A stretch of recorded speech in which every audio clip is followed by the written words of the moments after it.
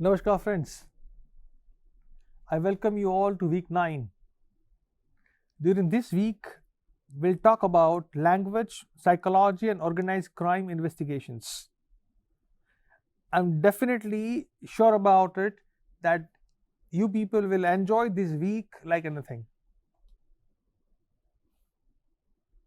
Let's start with the video number 1 of week 9, where we'll talk about guilt and deception in interrogative discourse. Yes, how language reveals the mind under pressure. Friends, it's very obvious that when minds are stressed, language changes. Today, we'll begin a journey into a psychology of language. When people experience guilt, fear, anxiety, or deception, their linguistic behavior shifts. Sometimes they hesitate, they distance themselves, they keep on over explaining, they suppress emotional expressions, or reverse to that, they may exaggerate it. Even the most trained liars cannot fully control these shifts. Friends, our role as a forensic linguist is to observe how interrogative pressure reshapes discourse and reveals mental states. Let's start by understanding the concept of interrogative discourse. Friends, interrogative discourse refers to the language produced during questioning by police, by investigators, by journalists, or by legal professionals. It is a high pressure communicative environment. Every question shapes the narrative, and every answer reveals aspect of cognitive load. Unlike casual conversation, interrogative discourse demands precision, memory, and accountability. These demands amplify linguistic behavior to make deception more detectable.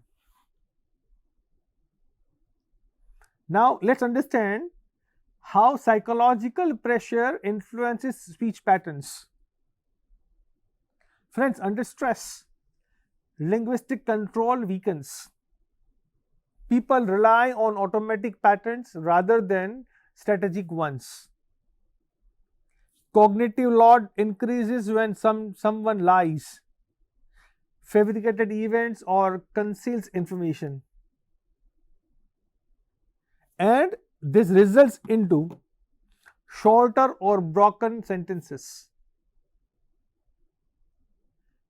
It reflects long pauses, inconsistent verb tenses, repetitive phrasing, avoidance of pronouns, and difficulty maintaining narrative coherence. Friends, these features are not random.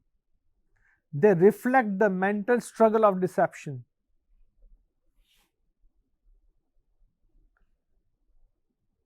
When the mind tries to hide but the language reveals, we call it guilt leakage. Yeah, you'll find lots of new vocabulary adding to your word list. These words also look like fancy, but they are very important and significantly playing role in investigation so far as forensic linguistics is concerned. Friends, guilt leakage occurs when unconscious guilt influences linguistic choices. A guilty person may over-justify their behavior, use minimizing language like just, only, a little.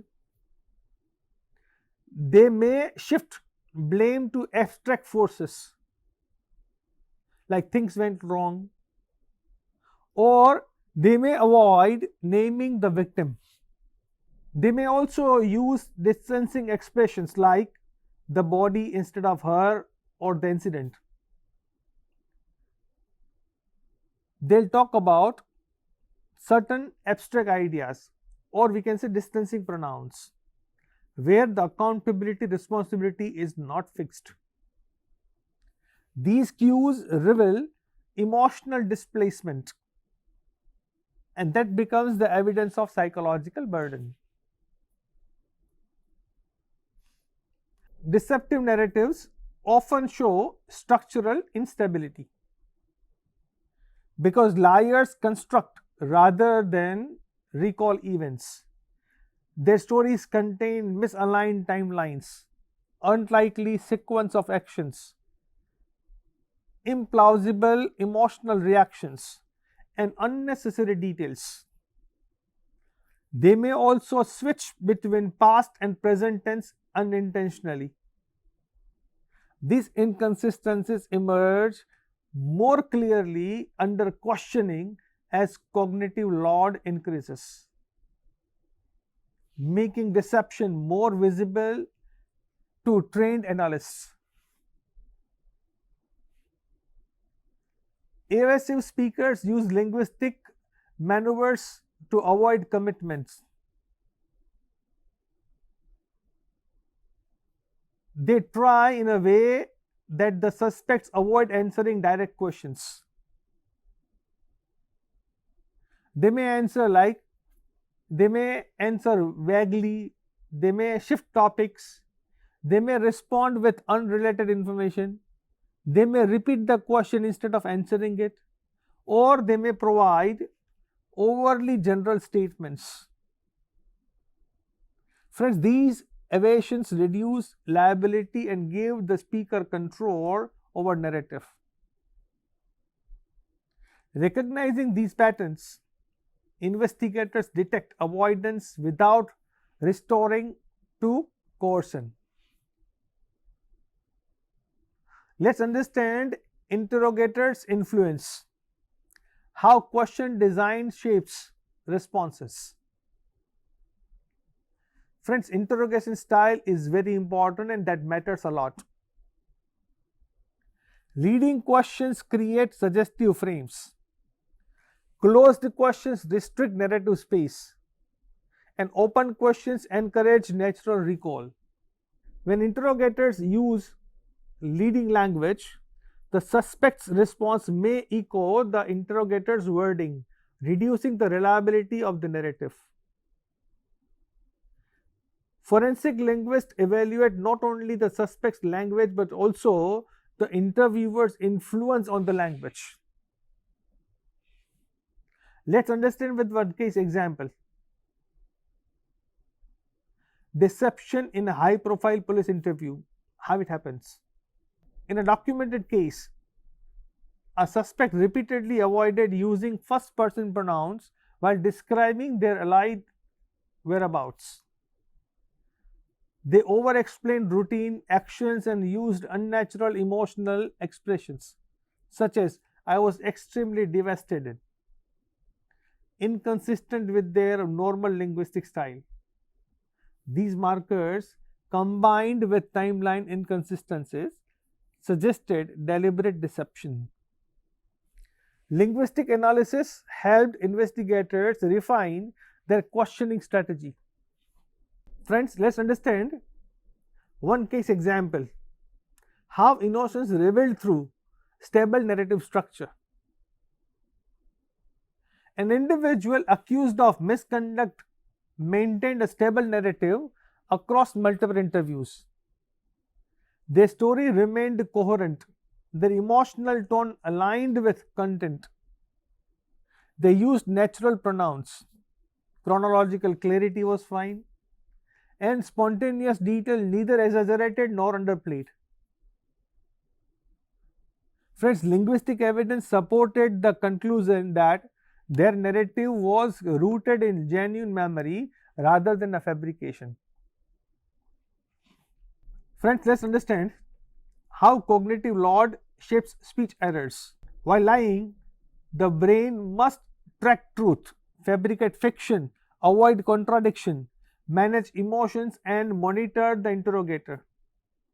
These overload manifests as false starts, self-corrections, sluttering, long filler phrases, or abrupt topic shifts. Truth tellers rarely show such patterns unless traumatized. And that's why, friends, cognitive load therefore becomes a linguistic window into the deception.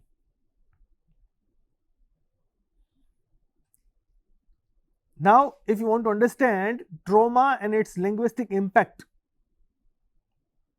while emotionally charged interrogation, we can find that not all instability signals guilt. Friends, trauma survivors often show fragmented narratives, inconsistent emotions, or difficulty recalling details. Their linguistic behavior arises from psychological injury, not deception. And forensic linguists must differentiate trauma-driven disfluences from deception-driven ones. Friends, sensitivity and caution ensure ethical interpretation. Now, what should be the role of a forensic linguist during interrogations? Friends, forensic linguists support interrogation process by training officers in neutral question design, identifying linguistic signs of stress, analyzing inconsistencies, and advising on follow-up questions. Their presence ensures that interrogations remain fair, non-leading, and evidence-centered. Linguistic insight helps investigators avoid misinterpreting signs of trauma as signs of guilt. Friends, remember, language carries the weight of the mind. Interrogative discourse shows us that language is inseparable from psychological state. When people lie, their words struggle. When people tell the truth, their words flow. And in both the cases, the patterns are measurable. And this is something that we discuss in this video. I'm sure that you must be enjoying this week 9 with this powerful topic. In the next video, we'll look at psycholinguistics as offender profiling and risk assessment, extending this understanding into behavioral prediction and investigative psychology. And I'm sure that you are going to enjoy this walkthrough of the course like anything. So stay connected and tuned with this course until I catch you in the next video. Till then, thank you very much. Namaskar.